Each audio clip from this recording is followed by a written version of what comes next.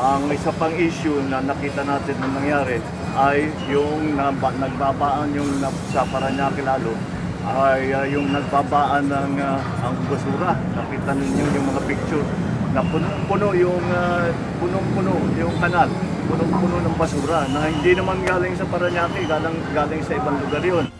Tumambad ngayong araw ang dagat na basura sa Redemptorist Water Channel sa Barangay Baclaran, Parañaque City. Para ito'y mahakot, nag-deploy ang Department of Public Works and Highways ng 2 backhoe, 1 backhoe loader, 5 dump truck at 50 tauhan ng ahensya.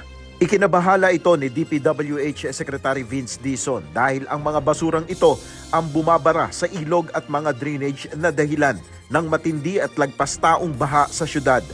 Kaya naman ang apela ni Pangulong Ferdinand Marcos Jr. maging responsable ang lahat sa pagtatapon ng basura. Kaya nananawagan kami sa lahat ng involved, ang ating mga local government unit, ang ating lahat ng mamamayang Pilipino, mag-iingat po kayo dahil ang laking pinsala ang nangyayari kapag yung basura natin ay hindi maganda ang pagtapon at kung saan na lang nilalagay. Ito ang binigyan din ng Pangulo ng kanyang inspeksyonin ng high vacuum self-priming drainage trailer pump sa Alido Bridge sa Barangay Zapote, Las Piñas kanina. Isa itong mobile pump na ginagamit upang mas mabilis na humupa ang baha sa isang lugar. Effective kasi pag napupuno itong estero na to, syempre, pupunta na sa daan yung tubig. Kung may mobile pump tayo dito na magakas, hindi napupuno. So, naiiwasan yung mabilis na pagtaas ng tubig. So, kailangan nga deploy tayo ng deploy. No, ganun din ang ginawa natin sa Parañaque. Ayon kay Pangulong Marcos, isusulong rin ng kanyang administrasyon ng Waste to Energy Program upang mapakinabangan ang mga basura. Kami naman dito sa pamahalaan ay itutuloy na natin yung Waste to Energy na program. Yun yung kinukuha yung basura at ito ay pinoprocess at ginagawang na kuryente. Napakalaking bagay ng pagka natapos na natin. Sandali lang siguro yan kasi understood technology na yan. Epektibo para kay Pangulong Marcos ang ginagawang dredging o paghuhukay upang mapalalim ang mga daluyan ng tubig. Kaya naman ayon sa kanya, itutuloy lang ng administrasyon ang Oplan kontra baha.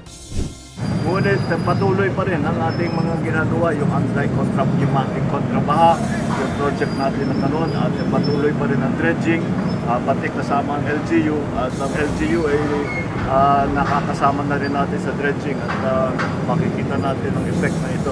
Kaya kahit may baha pa ng kaunti, ay malaki ang binawas, hindi na ganun kalalim na una. Pangalawa, mas mabilis mawala yung tubig dahil nabuksan na natin ang ating mga kanal. Binisita rin kanina ni Pangulong Marcos ang evacuation center sa Verdant Court sa Barangay Pamplona. Pansamantalang sumilong rito ang ilang residente na naapektuhan ng mga pagbaha. Ayon kay Department of Social Welfare and Development Secretary Rex Gatchalian, tuloy-tuloy lang ang pamamahagi ng tulong sa mga naapektuhan ng pagbaha at landslide dulot ng walang tigil na mga pag-ulan sa nakalipas.